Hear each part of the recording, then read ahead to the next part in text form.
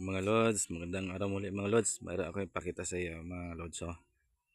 Ito, alam niyo mga lods, ganito pa rin ba ang ginagamit yung hanger? Ito, kita mo mga lods. Sira agad mga lods. Di ba? Gasto pa, saka mabilis masira. Hmm. Pakita ko sa iyo mga lods yung aking DIY. Na hanger mga lods. Ito lods. Kumpara mo dito sa isa lods. Kawayan lang mga lods, saka itong wire gamit ko yung tie wire mga lods, yung pang tali sa bakal. Mabili mo ito mga lods sa sa hardware. Kahit makabili ka ng kalahating kilo mga lods, ang dami nyo na magawa mga lods. Ng hanger gaya nito. Kahit yung pambahay na mga damit yung gusto nyo lang ilagyan ito mga lods, okay na okay masyado mga lods. O diba mga lods? Ito nga sila mga lods.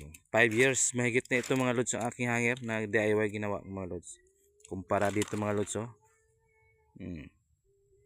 mabilis masira mga lods. Yan lang mga lods, sana makatulong sa inyo yung aking idea.